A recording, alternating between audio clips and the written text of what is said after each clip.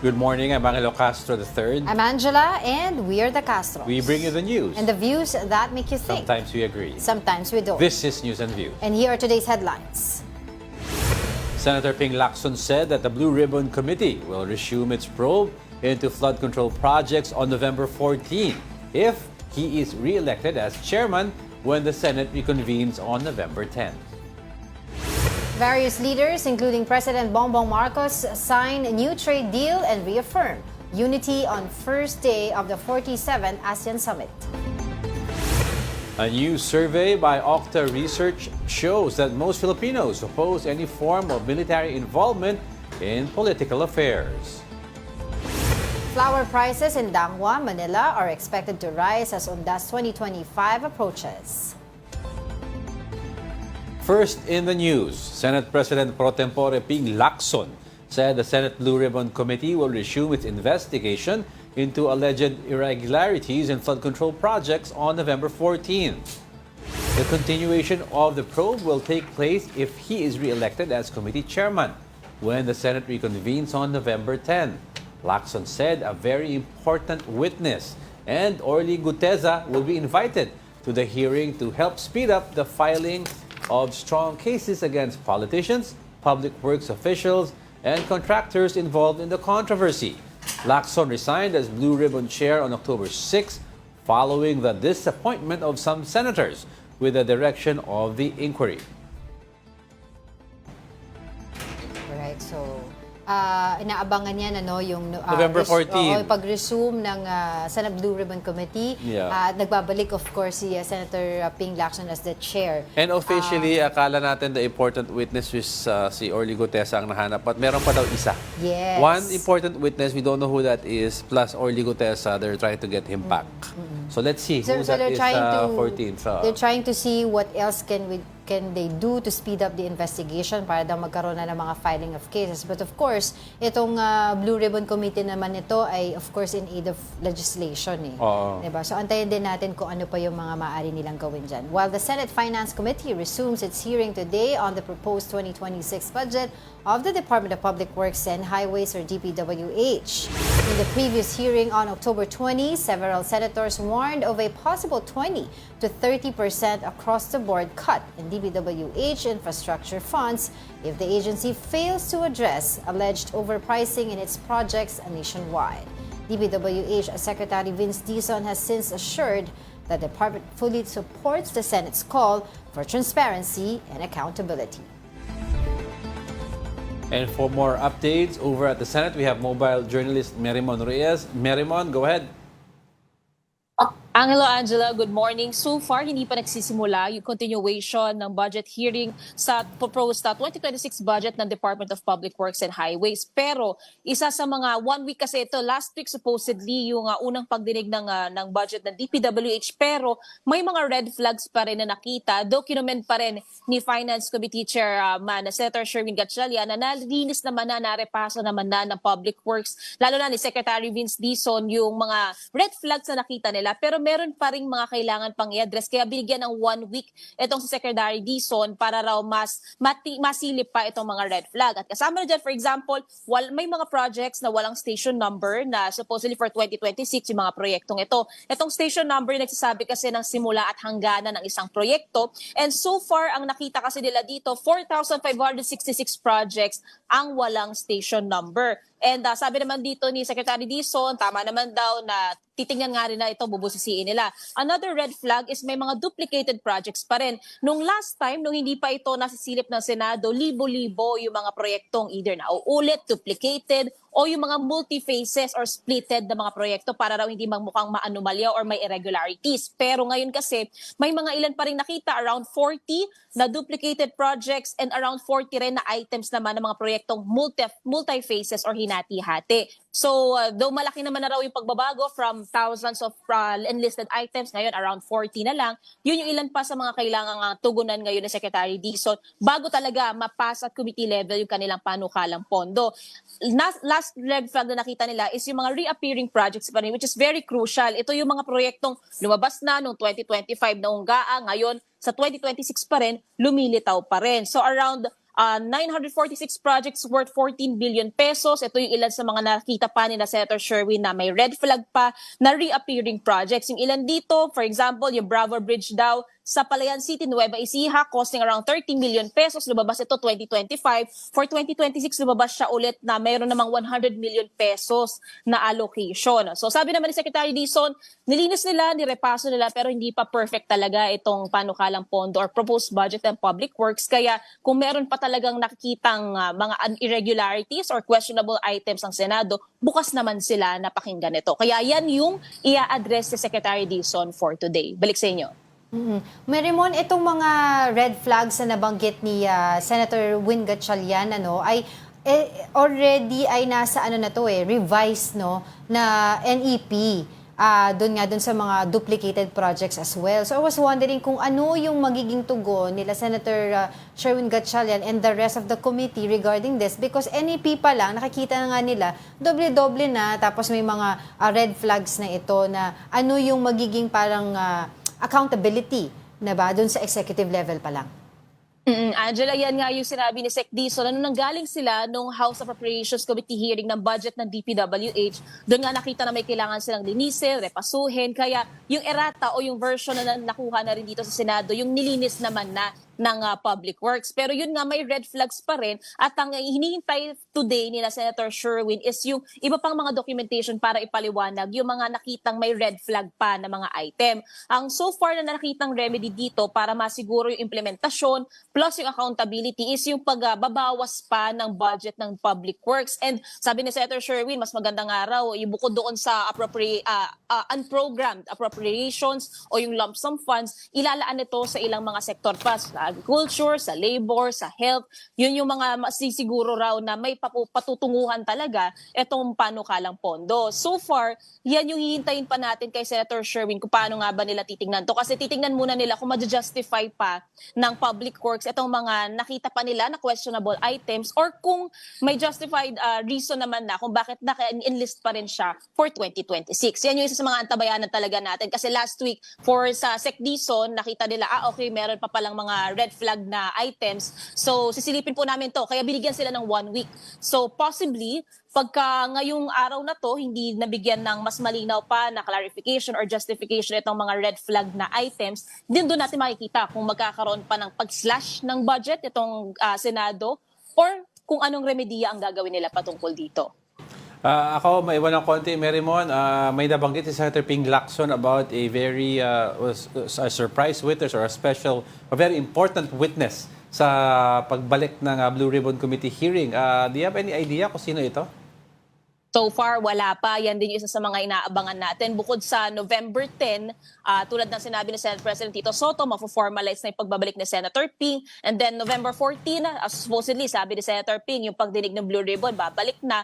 Ang malinaw pa lang is itong si Orly Gutesa, still invited siya. Pero we are also yet to see itong si Gutesa. Pero yung isang special witness pa, yan yung isa sa mga abangan natin kasi usually din for Senator Ping nagiging pasabog din ito eh. Pero ang sinabi niya rin, ipagpapatuloy niya sakaling bumalik na talaga siya as Blue Ribbon Chair, yung kanyang blindfold na approach dito sa mga hearing. So kung ano yung ebidensya, where it will lead them, yun yung direksyon na tatahakin ng Blue Ribbon. So by November 14, doon natin possibly malalaman yung pinaghuhugutan. Bakit merong isang witness ulit na ipepresenta si Senator Ping na magtetestimonya.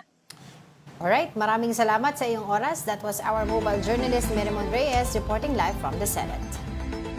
And now let's listen in to the ongoing hearing at the Senate regarding the Senate Finance Committee to the proposed 2026 budget of the Department of Public Works and Highways. Local officials ang nag-reach out sa amin nung nakita nila itong mga listahan. I'll show it to you later on. No? Iba very concerned and they want to remove the duplication. Nag-reach out sila sa amin. Yung iba naman nagsabi sa amin na talagang iba-iba yung project niyon. No? So kaya nga kung walang detalye, talagang in the eyes of the public, lalo na yung mga hindi naman bihasa sa budget process, akala nila ito ay isang project lang at nauulit. No? So we will turn over the next portion to Secretary Hizon on the update on specifying the 4 red flags. Mr. Chairman, Senator Tulfo, good morning po. Good morning po sa members ng Committee on Finance. Just to again re-emphasize po the statements that we made last Monday, that we are very happy and willing to work with the Committee on Finance in determining potential issues in the submissions for the 2026 budget of the DPWH. Just to recap, Mr. Chairman, as you know, the new senior management of DPWH did not prepare this budget, and this was prepared by the previous top management, and we were given very, very limited time to really clean it up, upon the instructions of the President himself. Sabi nga ng Pangulo, hindi kita ginagay dyan para depensahan itong departamento at yung budget na sumite. Ginagay kita dyan para reformahin at baguhin. And I think that's what we're trying to do, and we're very, very thankful to the chairman and the committee for flagging these projects in the 2026 submission. And if you recall, Mr. Chairman, you gave us 1 week to justify and validate these projects, which we promptly did by instructing all the implementing units from the regions to the district engineering offices to validate and justify. In particular, the first and the fourth red flags, particularly on the stationing and also on the validation and justification of the seemingly repetitive projects in the 2026 budget compared to the 2025 budget. So as much as we could, we did that po, and we have a report that we have already submitted formally to the committee and to the Honorable Chairman. So just to summarize, for red flag, can we start with 1, please?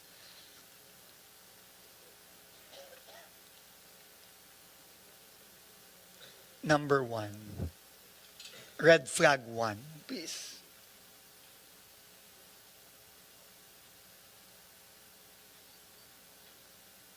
Red flag 1. I think there are 2 separate presentations.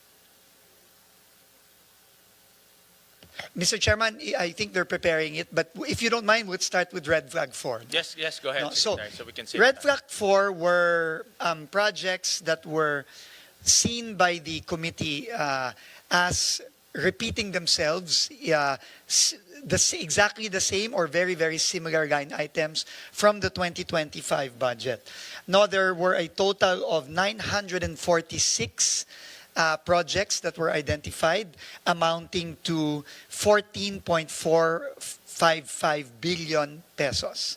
Now, we are here to report to the committee that as of yesterday, we were able to provide validation and justification of 798 out of the 946 projects, roughly amounting to 66 billion pesos out of the 14.455 billion pesos.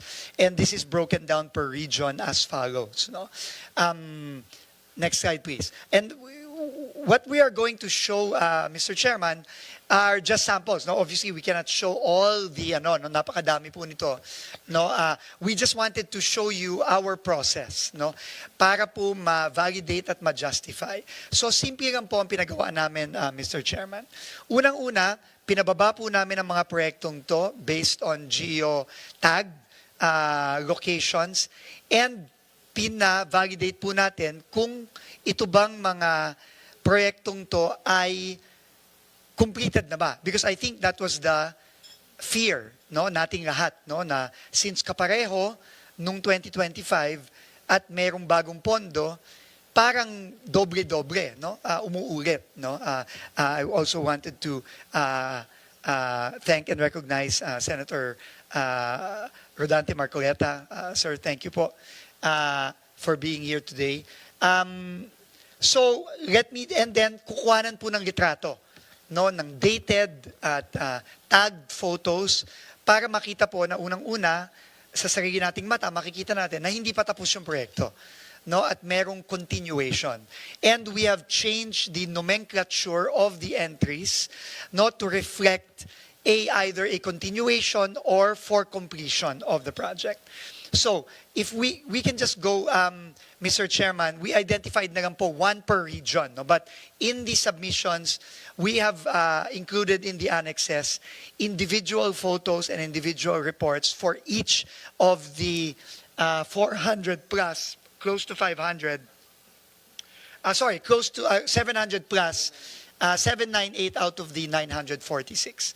So for car, simulan po natin. No? So for car, this is an example of a project that was initially flagged. So you can see po, this is the photo pictures. Meron pong geotag yan at may date, no? Nung kinuhanan ng litrato. No? At ang ginawa po natin, this is a 19.5 million peso project in Kalinga, District Engineering Office. And the next slide will show you the change in the, the next slide will also show you the straight line diagram. Para sa mga kalye po at mga bridge, naggumawa na rin po ang ating DEOs ng straight line diagram which shows kung ano po ang pinopondohan for 2026. And in this straight line diagram, it is the, anong kulay? Yung blue. Yung, tama ba? Yung, hindi blue. Yung green, no? Yung nasa gitna po, no? Yung nasa gitna, yung from Station 2 plus 820 meters to Station 3 na plus 480. So ito po yung coverage nung pinondahan ng 19.5 million under the 2026 budget compared to yung napondohan nung previous years. No, nung I think the one beside it, yung parang pinkish color is yung 2025. So, pinapakita lang po yung yung straight line diagram kung ano yung napondohan in the previous years and ano yung pinapapondohan ngayong 2026. And we have also changed the nomenclature. I think that's the next slide. Wala bang changing nomenclature? Ito na pala. Ito na po pala yung bagong change in nomenclature, yung project name, Makutay, Green Hills, San Pedro, San Vicente Access Road leading to Elephant Hill, Archaeological Tourism Site, Barangay San Pedro, Rizal, Kalinga, Station 2 plus 820 to Station 3 plus 480. So, dinefine na po ito. I don't know kung anong nangyari dito. I don't know if it's just a question of laziness or kinat and paste lang yung previous submission. But clearly, based on the picture and the straight line diagram, this is a continuation of a ongoing project, of an ongoing road in this case. So ito po yung makikita natin sa ibang mga submissions. And next slide please, let's go to NCR. This is one example in NCR. So again, it is these are the pictures of the road that is being continued. In this case rehabilitation of road at Asibal and Harmony in Batasan Hills in Quezon City, 25 million pesos. Ito po yung geotag location as well as the picture. We have validated this already based on the picture and the geotagged longitude and latitude. And if we go to the next, I think may straight line diagram din. Ito din po, no? So, ang gagawin dito is, ito nga yung beginning of the project, which is Station, hindi ko mabasa, sorry. Can you see it? 0 plus to Station 346, which is roughly 9.5 kilometers, man. Sorry, 346 meters lang, no? And with the amount of 250,000. And then the project name has been renamed Rehabilitation of Road at Asibal and Harmony, chainage 0000 to chainage 0 plus 346 Barangay Batasan Hills, Quezon City. Next slide, please.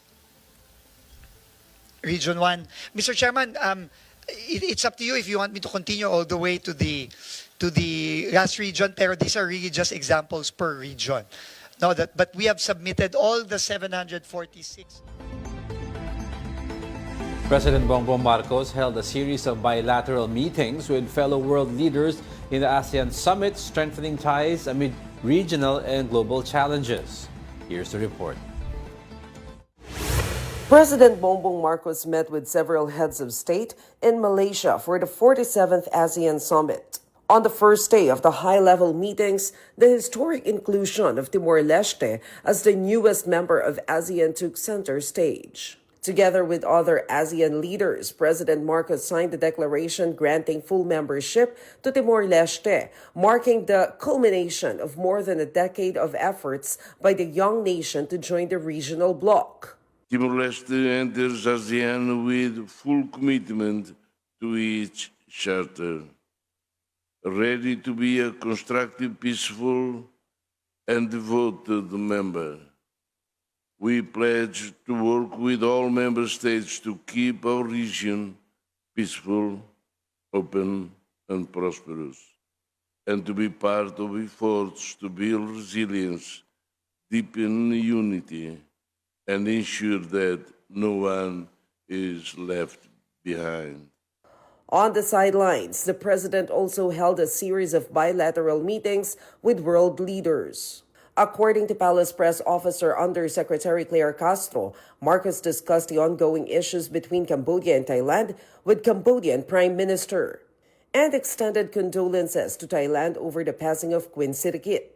In his meeting with Canadian Prime Minister Mark Joseph Carney, President Marcos expressed appreciation for Canada's continued support of the Philippines' position on international law and shared democratic values. Nagkaroon din po, na-highlight po ang strong people-to-people exchanges at nagpasalamat din po ang Pangulo sa Canada dahil sa pagsuporta sa Pilipinas patungkol po sa shared values at including po the international law, particularly UNCLOS. A new agreement was also signed on the first day of the summit, the second protocol to amend the ASEAN Trade in Goods Agreement. For News 5, Maricel Halili, We Are One News. The 47th ASEAN Summit is now on its second day, with leaders sitting down once again to tackle key issues, including security, economic cooperation, and climate action. For updates, we have mobile journalist Julie Baiza in Kuala Lumpur, Malaysia. Julie, what's the agenda today and tomorrow? Yes, Angela, Diego, ikalawang araw na nga ng 47th ASEAN Summit and related summits dito sa Kuala Lumpur, Malaysia na dinadaluhan ng iba't ibang lider kabilang nga si Pangulong Bongbong Marcos. Ilan sa mga highlights ng summit kahapon, yung nabanggit na ng opisyal na pagiging member or 11th member state ng ASEAN ng Timor-Leste. Ayon kay PBBM, sinasalamin nito yung kolektibong commitment ng ASEAN sa pagkakaisa, kooperasyon at shared prosperity. Naging matunog din yung pagdalo ni US President Donald Trump, lalo't isa nga sa mga main o pangunahing agenda ng ASEAN yung pagtalakay sa ekonomiya at taripa. Sinabi na nga rin ng DFA na kung magkakaroon ng pagkakataon si Pangulong Bongbong Marcos na makausap nga si Trump ay tatalakayin natin yung mga iba't ibang economic matters. Hindi rin nawala sa mga nabanggit ng Pangulo yung usapin ng West Philippine Sea. Kahapon sa ASEAN na India Summit, binanggit ng Pangulo or binigyan din niya yung halaga ng rule of law at yung peaceful settlement ng maritime dispute. Mahalaga daw yan para mapanatili natin yung kapayapaan dito nga sa Indo-Pacific region. Sa ngayon, Angela, Diego, gumugulong naman yung ASEAN Republic of Korea Summit. Bagamat hindi si Pangulong Bongbong Marcos yung dumalo dyan, kinakatawa naman siya ni DFA Secretary Tez Lazaro. Meron pang ASEAN +3 Summit na gaganapin din ngayong araw. Ang bukas, ang inaasahan naman o magiging highlight of course is yung turnover ceremony, yung paglilipat naman ng Malaysia ng chairship ng ASEAN patungo dyan sa Pilipinas. Mamaya susubukan natin kumuha ng ilang mga detalye kung ano na ba yung inilalatag ng pamahalaan na paghahanda kasi mahalaga at malaking bagay para sa Pilipinas itong turnover na ito. Ano? Julie, I heard maraming, of course, na mga nangyaring bilateral meetings there with the different countries, members ng ASEAN. But I'm curious to ask what happened doon sa naging bilateral meeting with the first woman Prime Minister ng Japan. Andyan sa ngayon, hinihintay pa natin ano yung mga iba pang detalye ng mga naging bilateral meeting ng Pangulo. Kasi paunti-unti yung naging pag-update sa atin, and hindi din kasi lahat ng interventions ay naibibigay or naibababa dito sa media. Okay, and also meron kasing nabanggit dito si Pangulong Bongbong Marcos about yung reaffirming the commitment of Asian centrality, meaning lahat ng dialogues, di ba, magiging of course within the members of the ASEAN at wala daw mga outside major powers. So does this mean ay hindi natin pababayaan na magkaroon din ng mga statements ang mga major allies natin like the US regarding of course yung ating issue sa West Philippine Sea? Oo, ilang beses nga binigyan ng diin ng Pangulo yung ASEAN centrality, lalo na in the context doon nga sa usapin ng maritime dispute sa West Philippine Sea. Ang sinasabi ng Pangulo, Angela, na sana nga nagkakaisa yung lahat ng ASEAN member states sa pagbibigay ng suporta sa kapwa-miyembro, at saka hindi lang din naman kasi yung Pilipinas yung may ongoing dispute sa iba pang teritoryo dito sa China. Kung maaalala, binanggit nga rin ng Pangulo doon sa kanyang intervention sa ASEAN-India Summit and sa naging state visit din niya na even ang India ay meron ding ongoing dispute with China. So sana yung ganun ang sinasabi ng Pangulo, magkaroon nga ng pagkakaisa or magkaroon ng isang statement yung lahat ng member countries. So kung paano yung tutunguhin, kung ano yung magiging direksyon, at kung paano yung pagbibigay nga ng suporta tungkol dito sa mga iba't ibang usapin, specifically sa maritime cooperation. Alright, sige, maraming salamat to our mobile journalist, Julie Baiza, reporting live from Kuala Lumpur, Malaysia. We'll be back with more stories after the break. Keep it here on One News.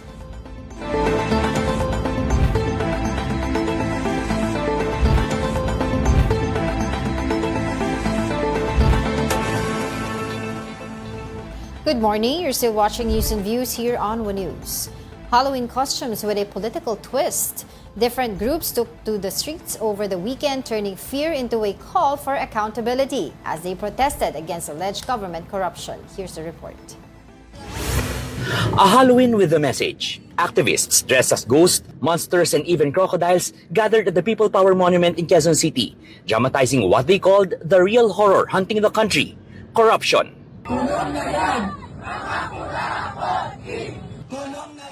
Among those present were Akbayan Party List Representatives Persis Endanya and Chel Jokno, both calling for transparency and accountability. Meanwhile, senior citizens joined the Seniors Contra Kurakot protest walk at the EDSA Shrine and nearby walls, echoing the same demand for justice. Hindi dapat maging hadlang ang edad para maipakita na ang pagmamahal sa bayan. Good governance! Good governance! In San Miguel, Bulacan, church leaders, students, LGBTQIA+ groups, and civil society organizations also held a unity march, calling for the imprisonment of corrupt officials. Protesters said these coordinated actions are just the beginning, a preview of a much larger nationwide march against corruption, set for November 30.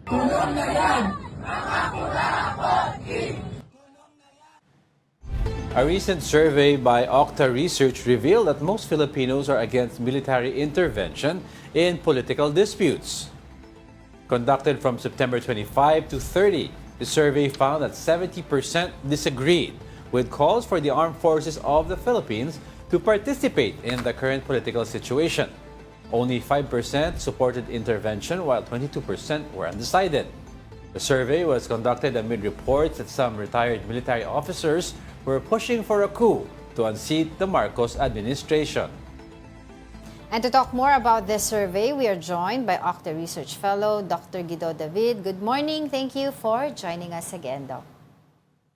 Yes, hi. Good morning, Angela and Diego. So, good morning din to our viewers and listeners. Okay, interesting ito ha. The survey shows 70%, no, they oppose military intervention. But usually kasi historically in the past, pag galit ang mga taong bayan sa isang leader, pag lumalabas daw ang survey noon, sinasabi nila sana makailam na ang military. So what do you think is contributes to this the response of the survey?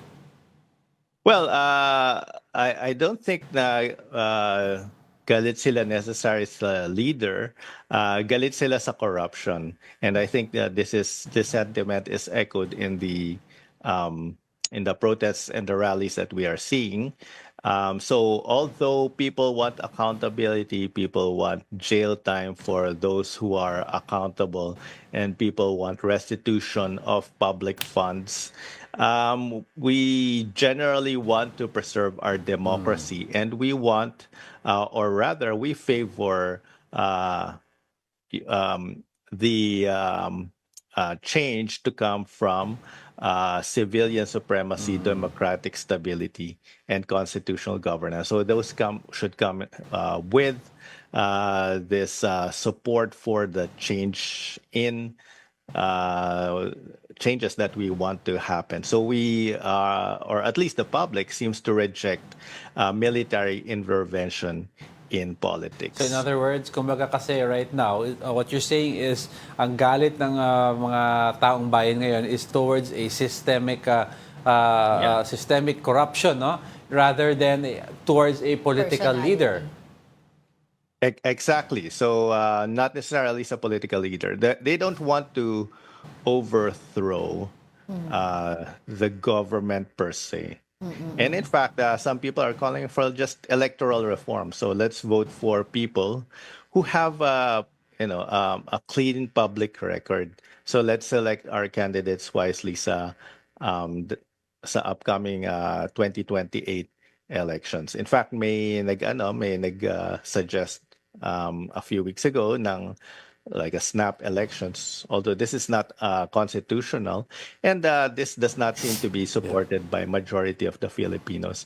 Also, kasi the reason we favor some more peaceful method, if we remember, no, 1986, we had a military coup, and even after 86, no, nagkaroon tayo ng mga coup d'etat. It always affects our economy, and I think majority of the public don't want economic instability. So we prefer. That's why we prefer something na more in a mas peaceful way towards electoral reform. Right. It's good that you mentioned that. Kasi I was gonna ask that, Prof, regarding yung, let's say, for example, one of the factors, aside dun sa nabanggit mo kanina, isa din would be yung thinking ng mga Pinoy na nagkaroon na ng martial law before and didn't do well. Diba? So, bakit isusuportahan pa namin yun ngayon? Tama ba? Right. Right. I don't think the public wants martial law at this time. So, we're not at the point naman na, things are out of control. In fact, the government is, taking steps towards fixing the problems. So may ICI tayo. People wanted more accountability or more transparency sa ICI, and I think they responded. Gagawin nilang public yung mga hearings, but I think it's going to take a little time lang din. From what I hear, the ICI is understaffed din. They only have a few members, and they're tackling a lot of issues, and they're going to get a lot of data, and this will take time, and that's why we have to be more patient. Pero wag natin kalimutan yung problema, and I think at this point hindi natin kakalimutan ito. This will be on our minds for the next year, maybe years leading up to 2028. So there will definitely need to be some changes and some people accounting for these corruption charges. Well, I also agree. None of us like to have economic instability by overthrowing a government. But could it be one reason also why Filipinos oppose intervention is they know if you overthrow this government, the next in command would be the vice president who is unpopular to at least 50% of the other side of the electoral fence. Now, we have at least very close ties with both groups, the Marcos and Duterte administration. And you have the yellow or the pinks, majority of them are allied with the current admin. So parang naka-stalemate tayo. Parang we don't like what's happening and it's happening under this president. But then again, I'd rather have this president and have the vice president. Could it be yun ang dahilan? Yeah, we didn't ask the question kung anong reason sila, but that's definitely possible. And I mean, scoring through social media posts, yung mga nakikita ko sa mga comments, maraming nga parang ganyan yung feelings nila or sentiments nila na they don't. I mean, they're also scared of the alternatives. So that's why, the electoral reform will have to come peacefully. The Marcos administration will see a change din on by 2028. We'll be electing a new president according to our constitution. And, people want to go through that process. Pero in the meantime, ayaw lang naman nila yung nangyayari doon sa corruption, doon sa flood control, doon sa ghost projects, and gusto lang naman nilang isoli yung pera. They don't want a major change naman sa democracy. In fact, we have a survey probe na nagsabi na 80% still want democracy. So they want the democratic process. Only 18% do not. I mean, I don't know what they want to switch to. Pero 80%, 8 out of 10 Filipinos still want to preserve our democracy. And our democratic process calls for peaceful means. Itong mga peaceful rallies na ginagawa natin. Well, in relation lang to that, sorry, before, you mentioned the 2028. Now, in the past two elections, last election kay PRRD, we had the platform of against drugs, something tangible. Prior to that, we had another platform na very specific also. I think this was kay Pinoy, no? Do you think now we're shifting from a specific platform back to a generic platform of anti-corruption given its popularity right now? Well, I mean, it should not be generic because, corruption and transparency are still very important. In fact, when we talk to political analysts, what are the root causes of our problems kung bakit na papag-iwanan na tayo sa Southeast Asia, I mean, Vietnam is overtaking us. Two of the three problems cited, two of the top three are corruption and yung political dynasties. And I think a person or a candidate who runs on these platforms will get a significant amount of support, in my opinion. Right, but contrary to what Diego's question earlier regarding dun sa could it be na ayaw nila kasi yung papalit si VP Sara, but based on your research or based on your survey, merong regional differences At ang highest opposition dito at 79% would come from Mindanao. Diba? So how do you explain that? Right. Well, there's also a difference between, a coup d'etat. Kasi technically, if it's a coup d'etat, they could install anyone. I mean, the military could, tulad ng nangyari no 1986, if it's a military coup, essentially the military will be the ones taking over and they can select who will replace the president. So that's why siguro they're also concerned about that. They might install someone, more someone closer to the military, someone with maybe that's why. I mean, again, we didn't ask that question as a follow-up sa survey. So answers could vary, but that could be one of the explanations kung bakit sa Mindanao mataas yung resistance against military intervention. All right. But interestingly, majority of adult Filipinos, based on your survey din, Prof, majority of adult Filipinos express high trust and satisfaction with the performance of the AFP.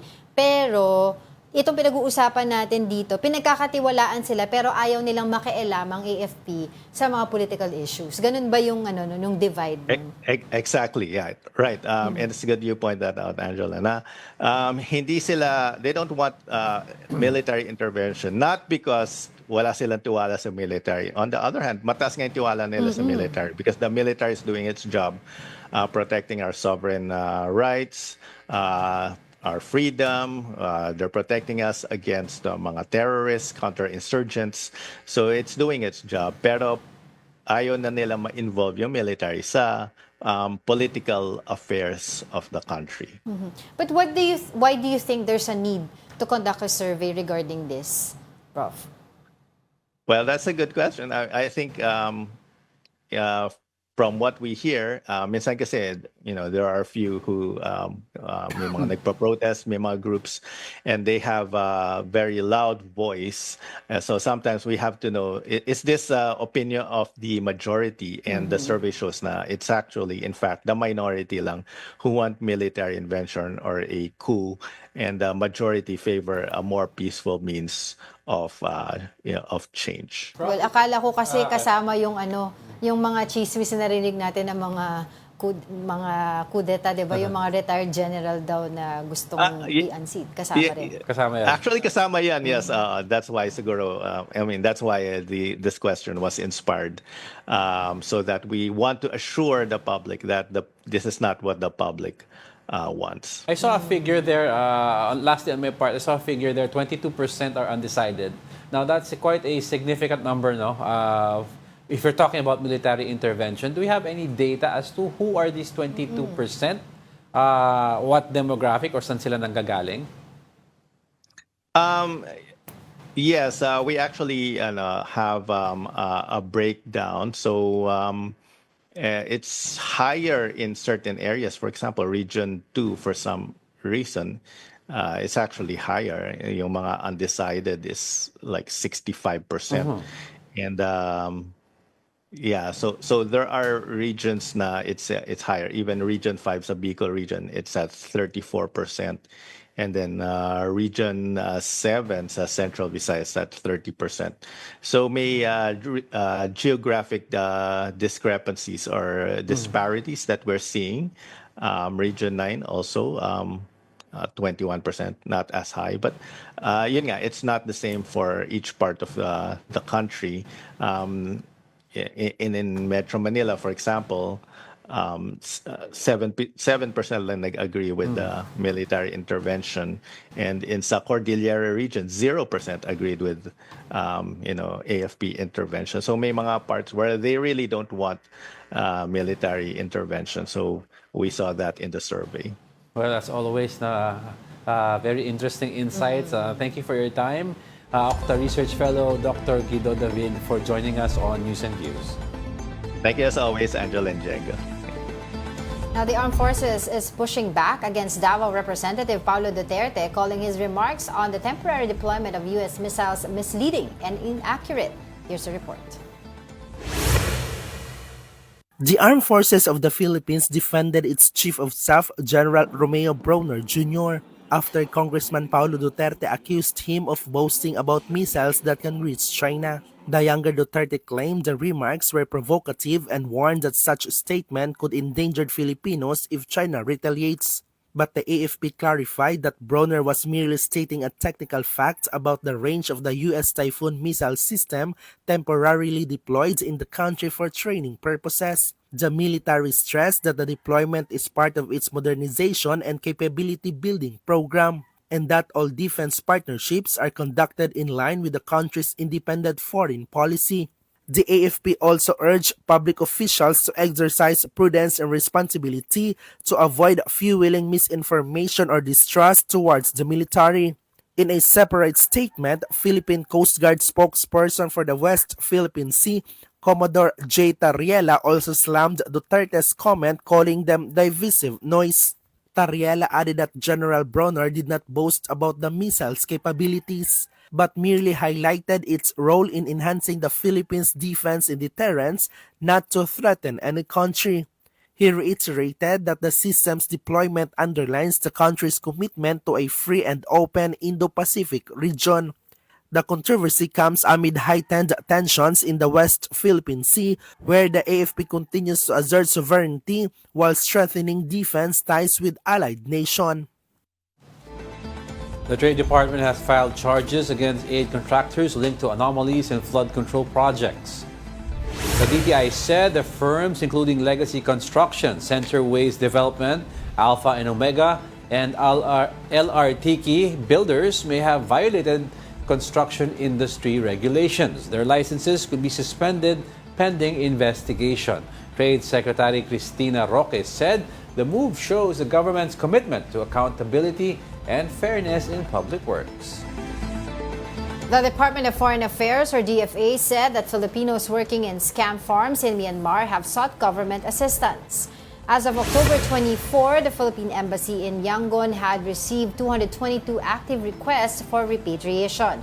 Of those affected, 66 have crossed into Thailand, while 9 are in Yangon under embassy protection. Many workers were recruited with promises of legitimate jobs but ended up forced into scam operations under harsh conditions, facing long hours, abuse, and confinement. The DFA assured that it is coordinating with Myanmar authorities to deport those in temporary holding camps and rescue those still confined. Don't go away because we're not done yet. Stay with us.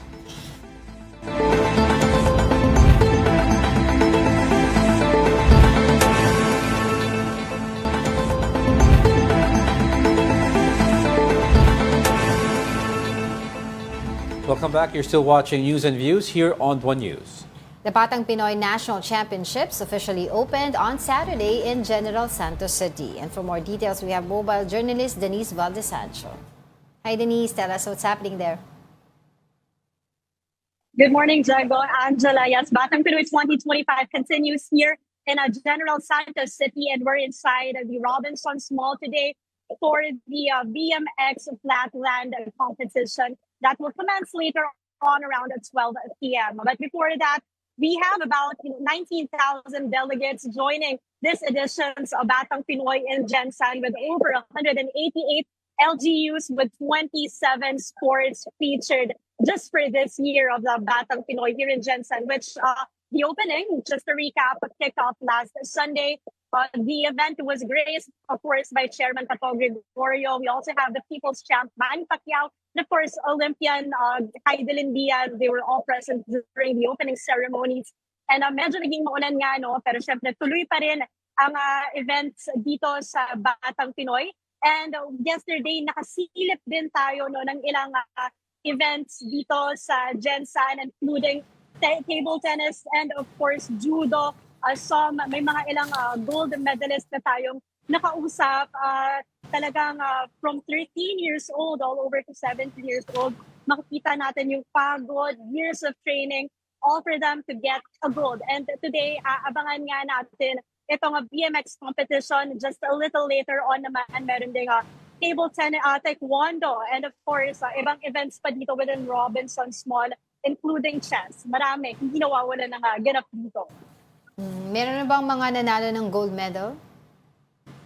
Yes, Angela, isa sa mga apat sa mga nakausap natin yesterday from judo.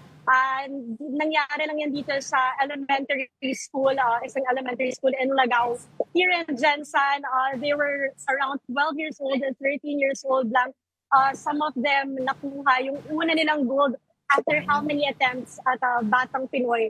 And of course, they would always mention their support system, their family, who's always been there through their training, and of course, throughout their journey within the sport. Anong sport ulit yon yung nakakuha ng gold medal for now? May judo, Angela. And aside from that, of course, hindi lang natin natutukan dahil simultaneously nangyayari yung iba't ibang sports. But of course, meron ng mga gold medalists and other sports, including we have swimming. And ngayon nga, tututukan natin ito, for example, BMX, maya-maya lang din after their competition. Nawawala yung signal natin kay Denise dyan. Nasa General Santos City kasi siya eh. Oo. So abangan natin kasi kung may mga noted personalities ba mag-a-attend doon, tsaka hanggang kailan itong Batang Pinoy National Championship na ito. Yeah, Denise, Yes, Denise, go ahead. You were saying kanina? Denise, can you hear us okay? Hindi tayo narinig ni Denise. Hello, Angela. Ayun, can you hear us? Ayan, as I was, yes, I am. Ayan, kanina, hello, sorry no, medyo mahina ang signal within Gensan talaga. But as I mentioned, dito lang sa wala na yung signal. Ang hirap talaga. So anyway, thank you so much sa ating mobile journalist Denise Valdesancho giving us report regarding the Batang Pinoy Championship there in General Santos City. All right, now let's take a look at the cost of flowers ahead of Undas. For that and the latest market situation, we now go live to our mobile journal, Francis Rivera reporting live in Dangwa, Manila. Francis, magkano ng mga bulaklak dyan? Angela, Jeko, ilang araw na nga lang bago ang Undas sa talaga namang naghahanda na mga nagtitinda dito sa Dangwa para sa kanilang mga paninda dito ng mga bulaklak, no? At sa Mutsari nga ang makikita yung bulaklak dito at ayon nga sa mga nagtitinda rito ay ilan sa mga mabenta kapag Undas ay ang Malaysian mums at naglalaro ang presyo niyan so 180 to 200 pesos. Sa mga gerbera naman 200 pesos at 200 pesos din ang carnation at 300 pesos naman para sa mga orchids, ano? At ayon nga dito sa mga ilan sa mga nagtitinda dito, may mga posibilidad daw o malaki ang tsansa na tataas ang presyo niyan pag papalapit na ng papalapit ang araw mismo ng Undas, no? Sa sitwasyon dito, hindi ganoon masyado katao ngayon, no? At kaya para ba? No.